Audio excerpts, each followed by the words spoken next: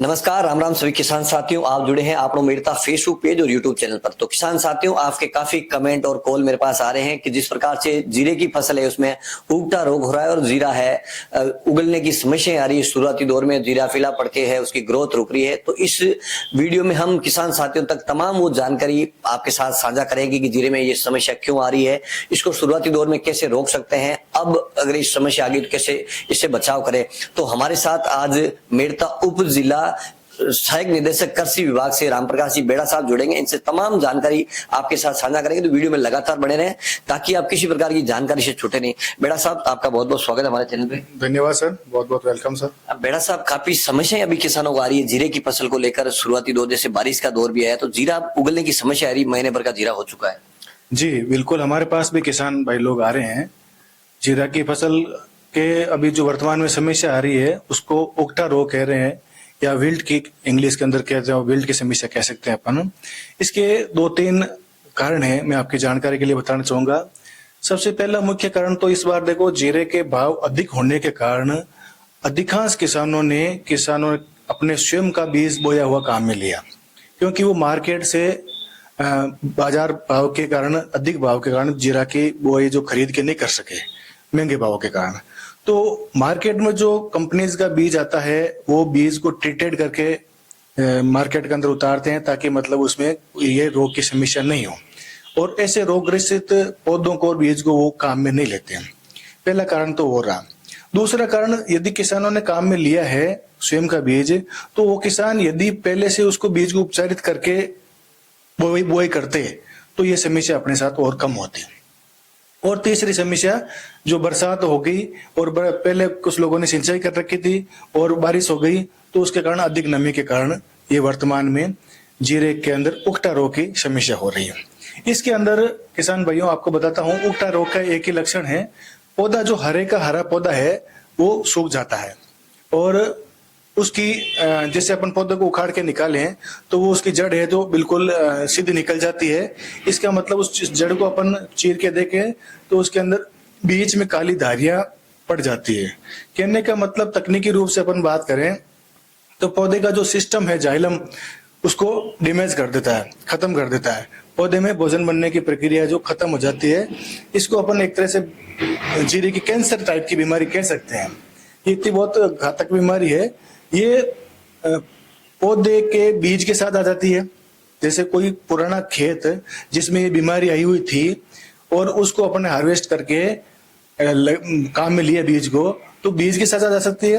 और उस पौधे के जो फ्यूजेरियम नाम के फफूंद से होती है, तो वो फफूंद के जो स्पोर है वो मृदा के अंदर भी हो सकते हैं और जीरे के बीज के साथ भी आ सकते हैं।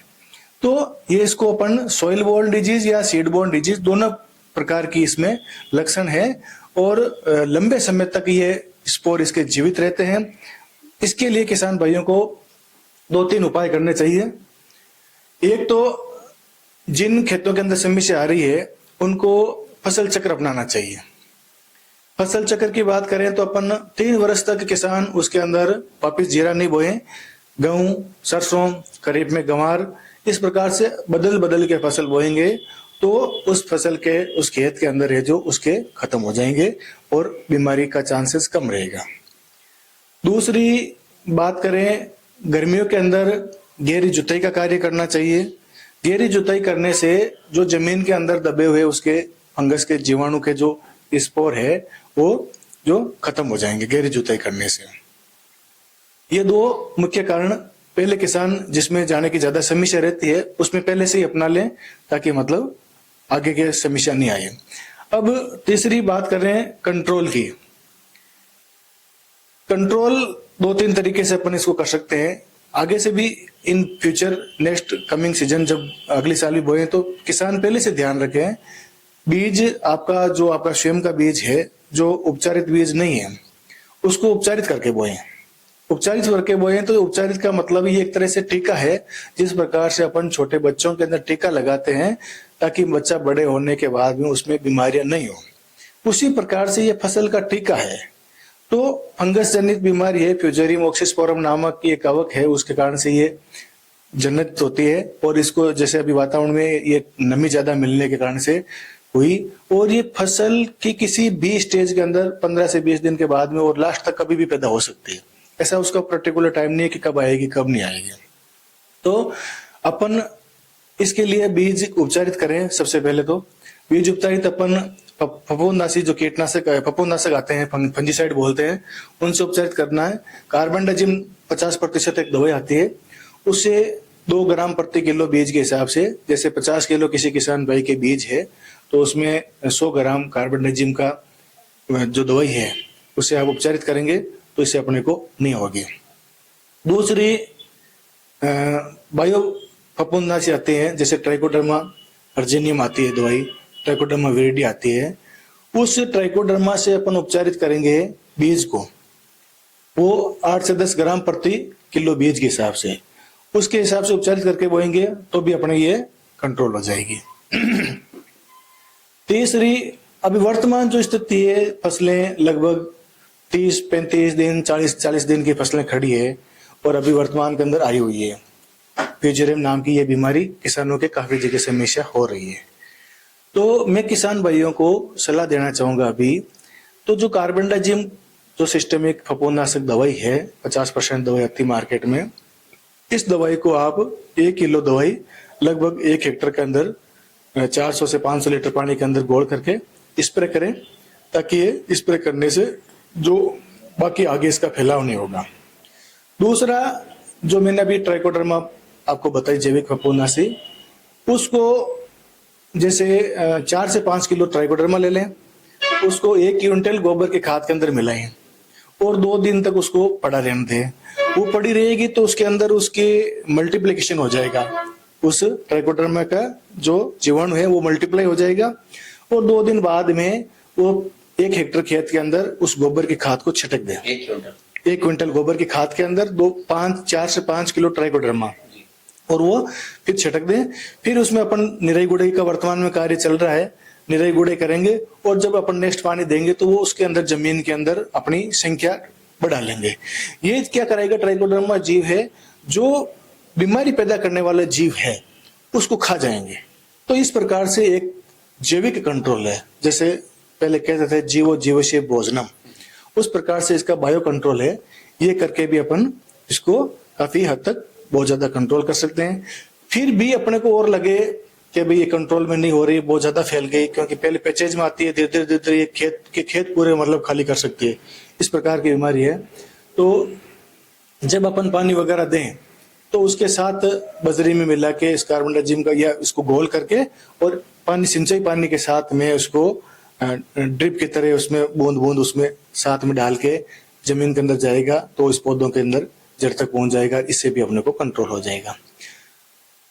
अपन किसान भाइयों को एक देसी और तरीका की बात करता हूं, तो मैं जैसे सरसों वगैरह बोते हैं तो सरसों का जो कचरा जो बचता है नेक्स्ट सीजन के अंदर, जैसे अपन बो रहे हैं जीरा बोएंगे, उससे पहले मतलब सरसों का 1-1.5 महीने पहले कचरे को उस खेत के अंदर छाटक दें, उसके ऊपर हल्का जिप्सम या सिंगल जिप्सम डाल दें और फुहारा वगैरह चला के हल्की सिंचाई करके उसको दबा दें। तो उसके अंदर भी जो गैस वगैरह बनती है उससे भी काफी कंट्रोल होता है। कचरा, सरसों का कचरा उस खेत में डालें जिसमें आपको जीरा बोना है। तो ये किसान छोटी छोटी चीजें अपन ध्यान रखेंगे तो अपन, क्योंकि जीरा की फसल बहुत महंगी फसल है और अपने को इस बचाने के लिए पूर्ण प्रयास करने चाहिए। अब वर्तमान में तो है नहीं, इसके अलावा जीरे के अंदर एक झुलसा रोग की बीमारी होती है जिसे ब्लाइट वगैरह कहते हैं। ब्लाइट का मतलब यह है कि पौधा धीरे धीरे पहले पीला पड़ता है, फिर लाल कलर, हल्का लाल होता है, पूरा होता है, और धीरे धीरे उसमें पूरा बैंगनी कलर का पड़ के खत्म हो जाता है, उसे झुलसा रोग कहते हैं। तो ये अभी नई स्टेज नहीं है इसकी। जब वातावरण के अंदर बादल ज्यादा छाए रहेंगे, धुंध ज्यादा आएगी और आज से 1 महीने बाद में इसकी स्टेज ज्यादा बढ़ने की संभावना रहती है, जेकाने अपा मारवाड़ी में कालियो बीमारी कहवे। तो वो कालिया की बीमारी है जो ब्लाइट की बीमारी है। इससे भी मतलब एक पौधे के अंदर हो गई तो दूसरे पौधे के अंदर आगे से आगे फैलती रहेगी और संपूर्ण खेत लास्ट में जब उसकी फ्लावरिंग और दाने बनते हैं उस टाइम आती है, उस टाइम पूरे खेत के खेत खाली हो जाते हैं। तो आप उसको टाइम पर कीटना ये फफूंदनाशी का एक 45 आज 30 से 35 दिन की फसल हो गई तो आप एक इमिडाक्लोपिड जैसे अभी मोइला उसमें होता है मच्छर उसके लिए और साथ में ये फफूंदनाशी डाल दें। फिर 15 दिन के बाद में उसका अभी एक वर्तमान में डाल दें, फिर 15 दिन बाद में उसके दोहराएं, रिपीट करें उसे स्प्रे को। इससे क्या होगा उसके अंदर रेजिस्टेंट आ जाएगा और आगे बीमारी फैलेगी नहीं।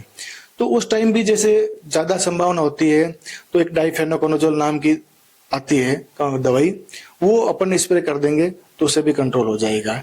जीरे के अंदर समय पर स्प्रे करना बहुत जरूरी है। कुछ किसान भाई देखते हैं कि मेरे तो फसल बहुत हरी है, स्प्रे करने की जरूरत नहीं है। अपने को नियमित उसका निगरानी रखें, खेत की नियमित उसमें देखें कि भी किसी प्रकार की बीमारी होने के बाद में उसको कंट्रोल करने में काफी समय लग जाता है और महंगा भी पड़ता है। नियमित आप 2-3 स्प्रे करेंगे तो जीरा की फसल है जो अपने बच जाएगी और समय पर करना जरूरी है।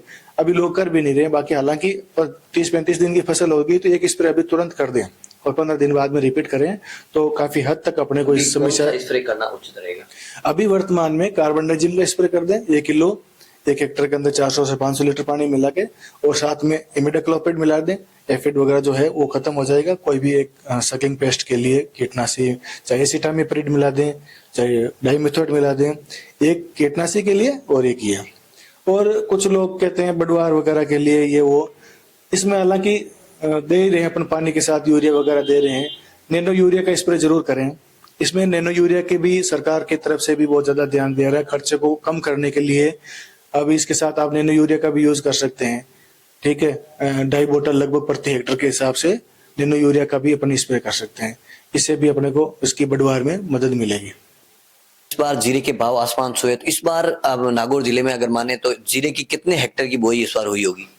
देखो हमारे कृषि उप जिला मेड़ता के अंदर इस बार 51,400 हेक्टेयर के अंदर जो है फील्ड से रिपोर्ट प्राप्त हुई है।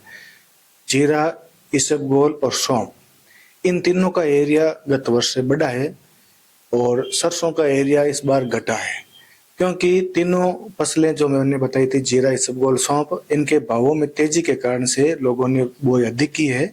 सरसों के भाव कम होने के कारण से सरसों की बुआई लोगों ने कम की। अभी जिस तरह से ये उगठा रोग आया, इसमें जिस प्रकार से आप दवाई बता रहे हैं, कितना प्रभावी हो सकता है किसान साथियों को थोड़ा सा आश्वस्त कीजिए। बिल्कुल, मैं ये आपसे किसान भाइयों से यही कहूंगा, जो भी दवाई बताइए आप इसका सही स्प्रे करें, सही घोल बना के स्प्रे करें तो बिल्कुल ये अच्छी इफेक्टिव होगी और रिजल्ट मिलेगा। और जिन लोगों के नहीं है तो वो भी स्प्रे कर दें ताकि ऐसी स्थिति पैदा ना हो, बीमारी होने से पहले बचाव कर सकें। और आगे से जो भी मैंने उपाय बताए हैं पहले से इसका जो बीज उपचार करके वगैरह बोए हैं, भूमि उपचार करके बोए, तो इसे अपने को काफी हद तक कंट्रोल हो जाता है। और किसान साथी काफी 20 दिन बाद में भी जीरा, महीने भर का जीरा होता है, उसमें भी खरपतवार के लिए दवाई छिड़कते हैं, वो कितना जीरे के लिए नुकसानदायक हो सकती है? अब वीडीसाइड तो अब देखो समय निकल गया, लगभग जीरा की बुआई के 20 से 22 दिन पर जो ऑक्सीफ्लोरफेन वगैरह दवाई आती है, ऑक्सीडार्जिल आती है, वो दवाई का अपन स्प्रे कर सकते हैं। लेकिन अब वो समय निकल गया, उससे थोड़ी ग्रोथ भी एक बार उसकी चेक होती है जीरे की।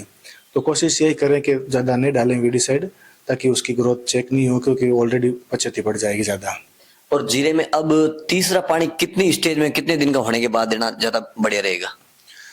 अब भी पानी पिलाने की जरूरत नहीं है, क्योंकि जैसे लोगों ने बुआई के बाद में वापस सप्ताह बाद में 10 दिन बाद में जो मोकड़ी खोली थी और वो उस टाइम बरसात भी हो गई थी, अभी उसमें नमी फुल है, तो अभी 1 महीने तक वैसे पानी पिलाने की जरूरत नहीं है। लास्ट में वो तीसरा पानी 1 महीने बाद में लगभग पिला दे देंगे तो हो जाएगा।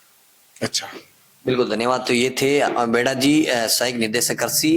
इन्होंने जीरे के बारे में तमाम वो जानकारी किसान साथियों को शेयर की है, ताकि किसान साथी इस बार जीरे में बीज को उपचार नहीं किया है, इस कारण से ये समस्या आ रही है। तो अगली बार किसान जब भी जीरा बोए तो जीरा बीज लगाने से पहले जीरे का अच्छी तरह से उपचार करें, खेत को किस प्रकार तैयार करें। सबसे बड़ी बात निकल के ये आ रही है कि फसल चक्कर जरूरी। फसल चक्कर मतलब इस बार इस खेत में बो दिया तो 2 साल तक उस खेत में जीरा नहीं बोए, दूसरी तरफ दूसरे खेत में बोले, या एक खेत के भी 2 हिस्से करके आप बोए, ताकि फसल चक्कर है तो आपकी जमीन उपजाऊ हो जाएगी। तो उम्मीद करता हूं कि किसान साथियों के लिए जीरे को लेकर जिस प्रकार की सवाल थे, उनका तमाम सवालों का जवाब आप तक पहुंचाने का पूरा प्रयास किया। जय जवान जय किसान।